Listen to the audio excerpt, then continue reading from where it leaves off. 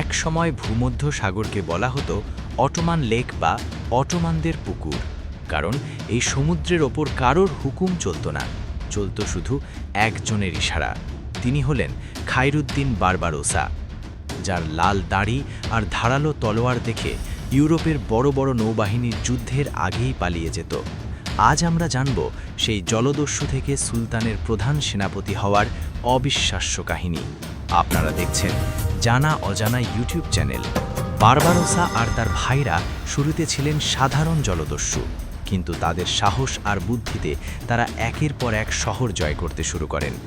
সুলতান সুলেমান যখন তাদের বীরত্বের কথা শুনলেন, তখন তিনি তাদের অটোমান নৌবাহিনীর দায়িত্ব দিলেন। বারবারোসা আলজেরিয়া জয় করে সুলতানকে উপহার দিলেন এবং বদলে পেলেন খায়রুদ্দিন উপাধি, যার অর্থ বিশ্বাসের শ্রেষ্ঠ সন্তান। 1538 সাল ইউরোপের সবগুলো দেশ, স্পেন, রোম, ভেনিস মিলে এক বিশাল সম্মিলিত নৌবাহিনী গঠন করল। তাদের লক্ষ্য ছিল বারবারোসাকে চিরতরে শেষ করা। বারবারোসার কাছে ছিল মাত্র 122টি জাহাজ, আর শত্রুদের ছিল 300-এরও বেশি। কিন্তু বারবারোসা এমন এক রণকৌশল ব্যবহার করলেন যে কয়েক ঘন্টার মধ্যে ইউরোপীয় বাহিনী তছনছ হয়ে গেল। আজও বিশ্বের বড় বড় নৌ একাডেমিতে এই প্রেভেজা যুদ্ধের কৌশল পড়ানো হয়।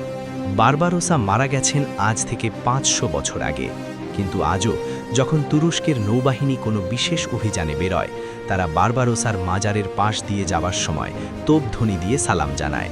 তিনি শিখিয়ে গেছেন যে সমুদ্র শাসন করবে সেই পৃথিবীকে শাসন করবে। আপনি কি আগে জানতেন এই মহান মুসলিম বীরের কথা? যদি ভিডিওটি ভালো লেগে থাকে, লাইক, কমেন্ট, শেয়ার এবং সাবস্ক্রাইব করে সাথে থাকুন। পুরো ভিডিও